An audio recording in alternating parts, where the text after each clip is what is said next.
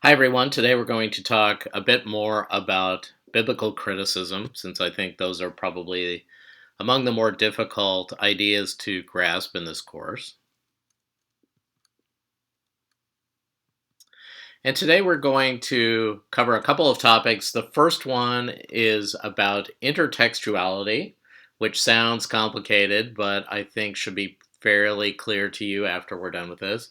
And we also want to talk about feminist criticism, since our chief protagonists in this particular part of the book of Judges happens to be women. So this is a good time to talk about that.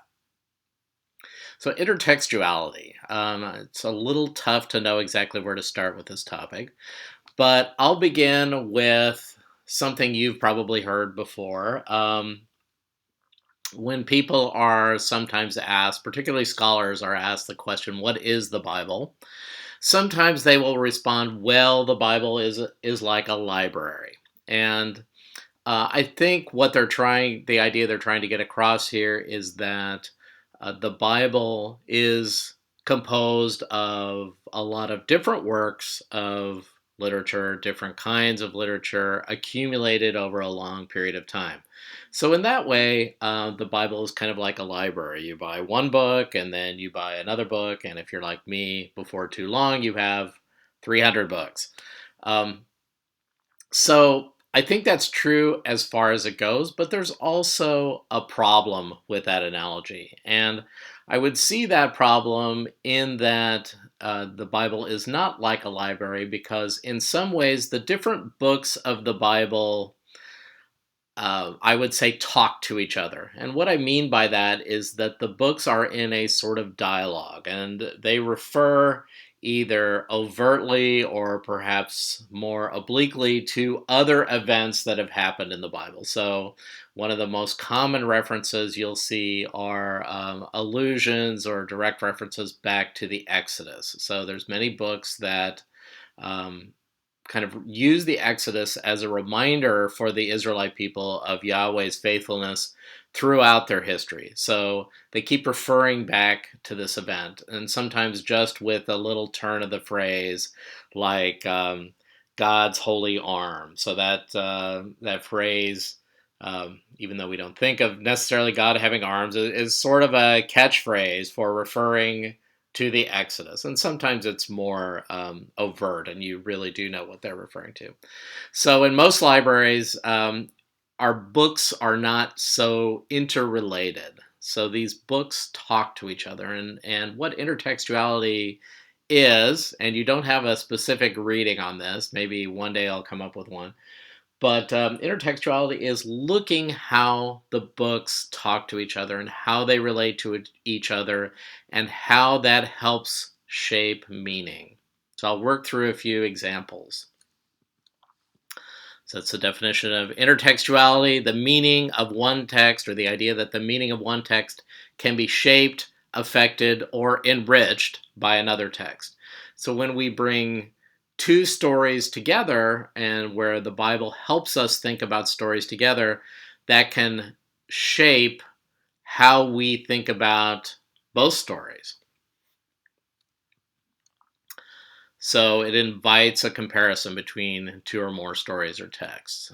So, sort of like other comparisons that you think in figures of speech, like similes and metaphors, where we are invited as readers to think about, how is this like this other thing, and how is it not like this other thing. This sense of intertextuality, or this relationship between biblical texts, can be achieved in a variety of ways, and sometimes is a little difficult to nail down, and sometimes it's sort of in the eye of the beholder. So maybe I will see like an idea that, wow, I think this text is related to this other text over here, but sometimes someone else might say, well, I don't really see that. So it's very much perhaps in the eye of the reader, and depending on your theology of the Bible, sort of the movement of the Holy Spirit in seeing these relationships. But ultimately, authorial intent is difficult to prove. So, can I necessarily prove that this one part of the Bible is referring to this other part of the Bible. Not so much necessarily, but I think oftentimes if you mull over these ideas, you begin to see why this is true and why they are helpful. So oftentimes intertextuality can come about just from the way the story is structured. So I'll try to work through a fairly simple example with stories that you're probably familiar with. There are a number of stories in the Bible that don't start off explicitly in this way, but they're basically a story about once there was this man who had two sons. And the story is about what happens to the two sons. The first story that we encounter like this, and probably the paradigmatic story, is the story of Cain and Abel in Genesis 4. And if you read that story, and you probably have read it before, you'll know that ultimately there were two brothers.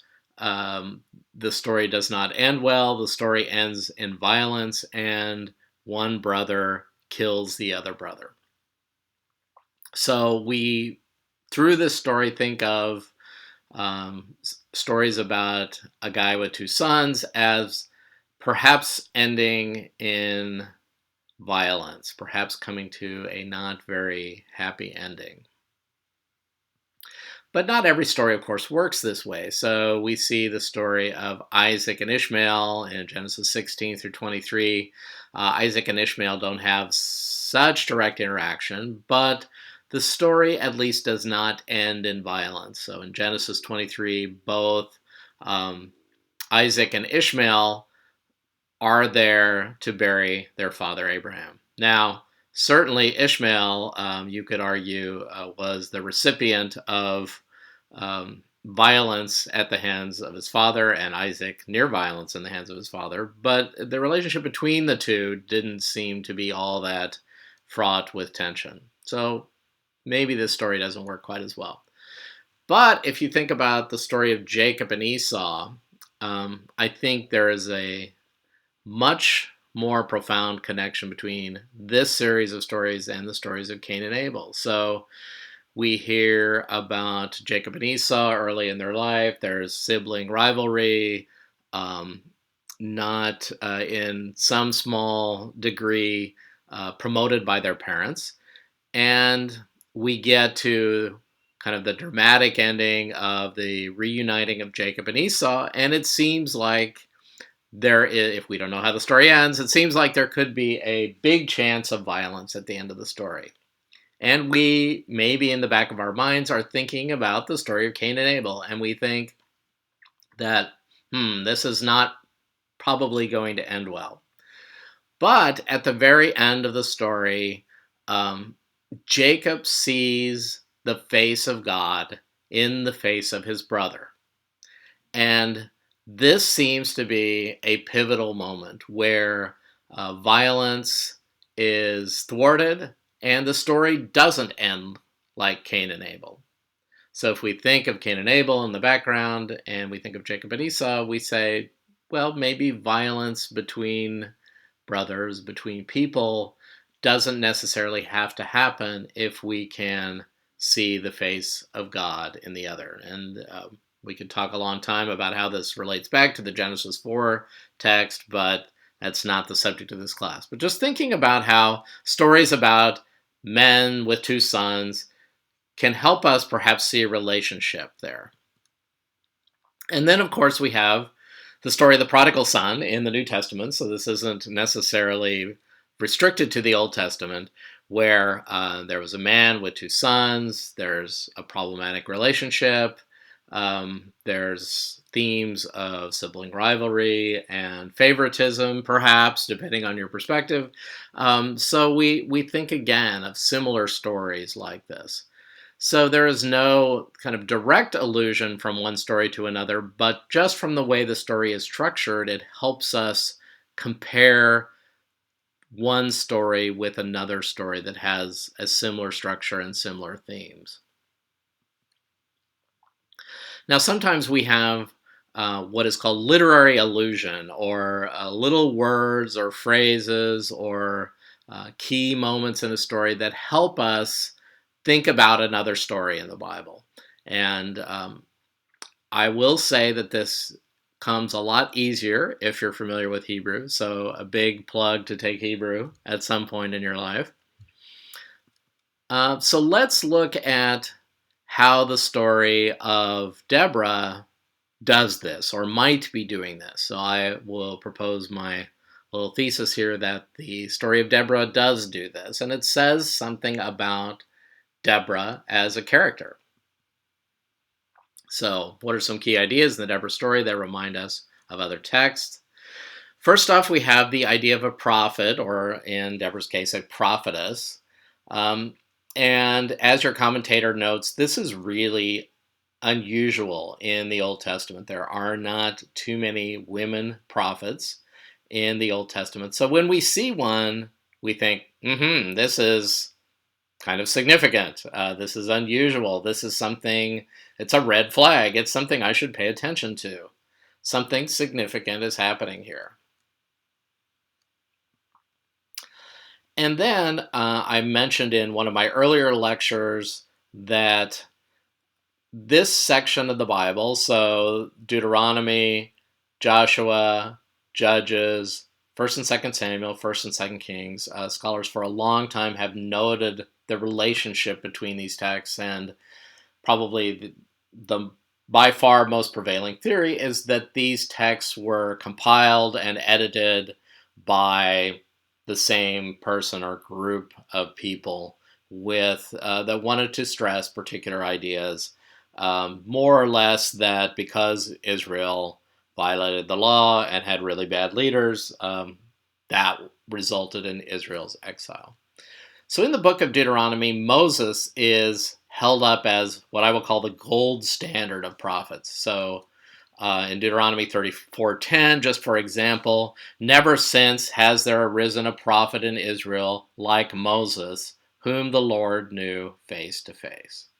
So in the Deuteronomist eyes, Moses is the gold standard of prophets. So this is what leadership is supposed to look like, prophetic leadership. But we also have Moses as a judge. So that's kind of interesting too, since Deborah is both prophetess and judge, so a combination of those two things. And so just a couple of references. The next day Moses sat as judge for the people, while the people stood around him from morning to evening. So we see this picture of Moses as a judge, and people are coming from all over to have him judge their cases, which is very similar to what happens in the Deborah story.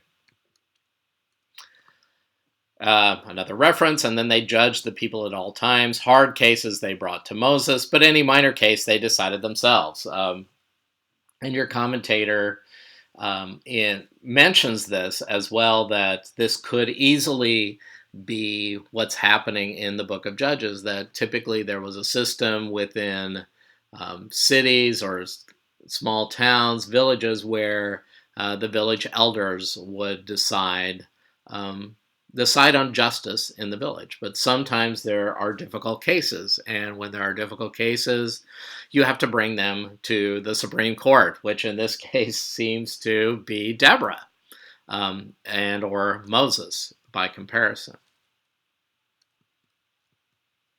So those are not the only parallels. And again, here I think Hebrew is very helpful in identifying wording that's very similar between what's going on in the book of Judges and the Exodus story in particular. And when I'm talking about the piece of the Exodus story where Israel is escaping from the Egyptians, crossing through the Red Sea, is saved, delivered, and rejoices at the end. So the Israelites cry out to Yahweh. So this is the same expression in Hebrew. We see it both in Judges 4:3 and Exodus 14:10.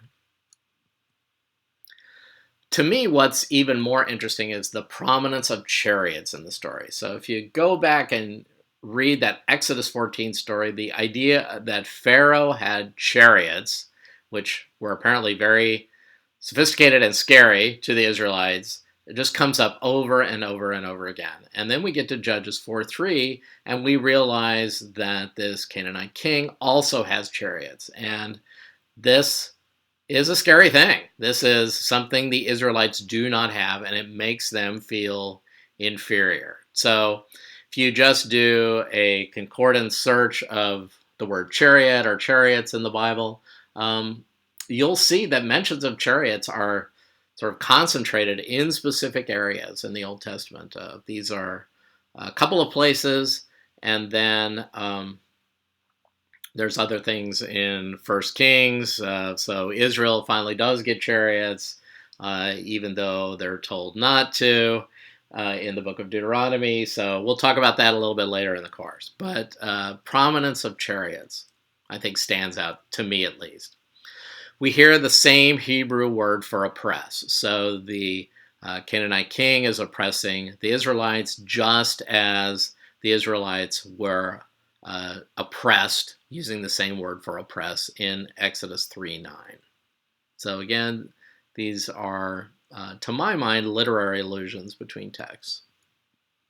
And then, of course, we have this very prominent song of victory and in Judges 5 and in Exodus 15:20, or a big chunk of Exodus 15 is devoted to this song. And we have both Moses leading the people in song, and then we have Miriam, his sister, who was also a prophetess, leading Israel in their song. And we could go on to talk about implications about what that means for other women singing songs in the Bible. So we have the case of Hannah in the book of Samuel. We have the case of Mary in the book of Luke.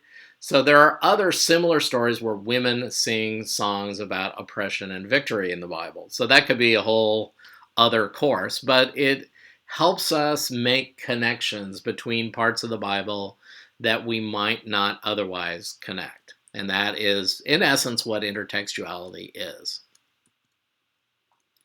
Ultimately, we have to think about, well, is this just a coincidence? Or is the author trying to show us that Deborah is pretty close to the best judge we're going to encounter in the book of Judges? And to my mind, the pointing out these details is the author's way of telling us that, look, Deborah is very Moses-like in her authority, in her role, and in her fulfilling this role as judge. And it's interesting, we might think all of our characters in the book of Judges are judges, but read carefully as you continue on in Judges. Not every quote-unquote judge actually does much judging. So if we think of Samson, for example, he does a lot of killing, but he really doesn't do any judging that I recall. And you might also wonder whether he always exercises good judgment in his own life. So those are issues we'll think about down the road, but just start thinking about them.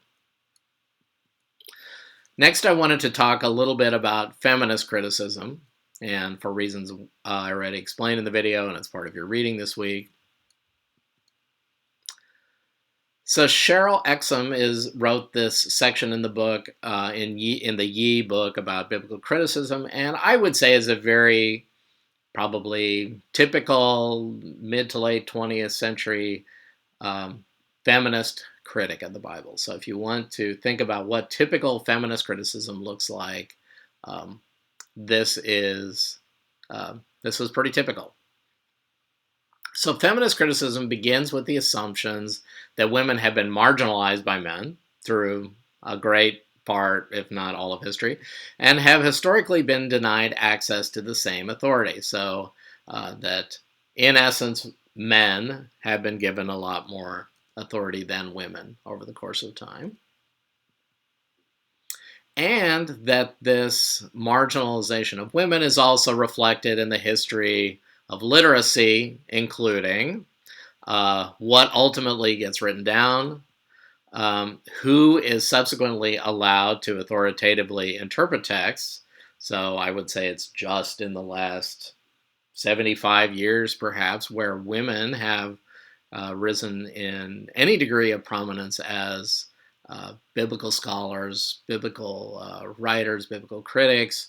Um, so women's voices have been shut out for a long time. And who sets the agenda for interpreting texts? So basically, the assumption is that men have dominated the field of biblical studies and that women have been marginalized. So, what are some of the objectives then of feminist criticism? Um, so, they seek to expose strategies males have used to ensure continued domination. So, these could be overt strategies or sort of unknowing strategies. So, what in the system has led to women's marginalization over the course of time? And that could be both looking at Christianity as a whole, that could be looking at more specifically at biblical scholarship, but how has this actually worked? So, this is something like a deconstructionist approach, or has some commonalities to a deconstructionist approach that says it sort of pushes back against the fact that there can only be one interpretation of a biblical text and sort of who is controlling that field of interpretation. Seeks to uncover, if possible, a woman's perspective in the text. So, how do women read a text? So, if you have male interpreters that are doing most of the interpretation and female voices don't get heard, that can be a problem because women might see a text about exploitation or rape or some other similar topic much, much, much differently than men would. So, if possible, we're trying to lift up a woman's perspective.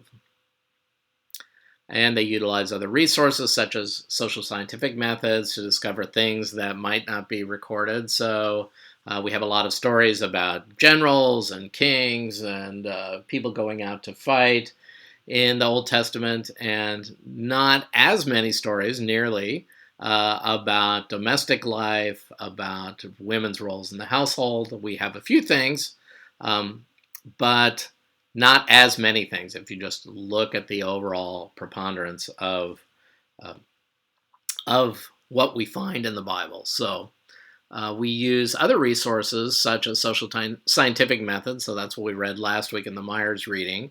To think about, well, what were women's roles here, and how does the biblical text interact with what we think women did in ancient Israelite society?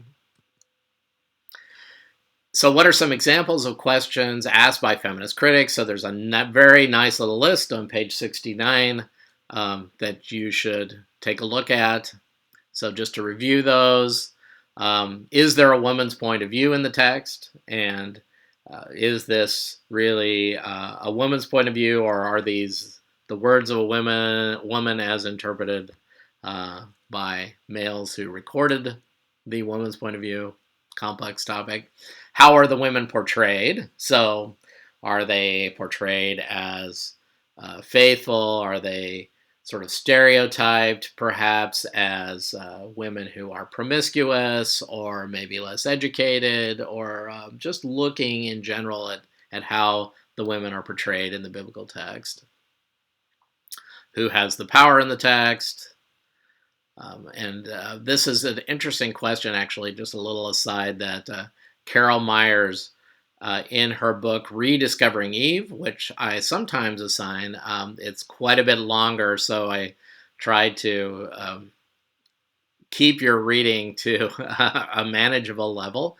But she argues, and I would say she is also a feminist critic, but she argues that women have heterarchy in the Bible. And what she means by that term is that she says they do have power, but it's an other kind of power that has to be expressed in a different way. So if you look at a story like the story of Jacob and Esau and Rebekah, looking at how Rebekah exercises power over the household, or how Sarah exercises power in the household. So Myers argues that, well, yes, the Bible is a patriarchal text, but it's not as though all women in the Bible are completely powerless. Some are powerless, but not all of them are. So how is that power expressed? So these are the kinds of questions that she's interested in.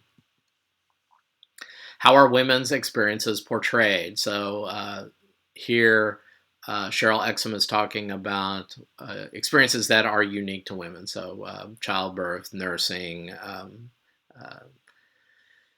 angst about fertility, things like this. And as we mentioned last time, if a woman is infertile, that has grave, or can have very grave consequences for her old age if she has no one to take care of her in her old age. So you can see why this was such a theme of concern in the Bible. And how are women able to speak in the text? So do they have their own voice, or are they given things to say? And what hidden gender assumptions might be present? So are there stereotypes about women that are reflected in the text? So some of these questions could fall under under the literary category or the narrative criticism category. Some are, I would say, deconstructionist type questions, and some are social scientific questions. I'm only saying that just to show that these strict categories of biblical criticism that we talk about in this class are not always very well defined. So people can be doing 1, 2, or 3 things all at one time. So they're not necessarily very strictly bound categories. So that's a bit about feminist criticism. I would say this is probably the area of biblical studies that most people in classes that I've taught have some familiarity with already. I also run into some students that have big time problems with this. And I think the problem comes from thinking about, or people's ideas about, how the Bible was constructed. So if the idea that the Bible is more or less skewed because men were charged to writing out this text, for some people that is a big problem. Because they think of the transmission of the text in a much more direct way. For other people, it's not so much of a problem. I will say, just as one caveat here, as we go through the book of Judges, I think one thing that we do learn is that God employs very imperfect people to achieve his will. And I think you have to take that into consideration when thinking about how the Bible was formed, and whether God used extraordinary means to in the biblical text to, in essence, create the text, or whether God used human means and us fallible humans to bring this text to fruition, and thinking about how God normally works in the world. Now, those are all really complicated questions, but they are, I think, good questions to consider and reconsider as we go through this course. Thank you so much for your time. Thanks for being in this class. And if you have any questions, as always, please let me know. Thanks. Have a great day.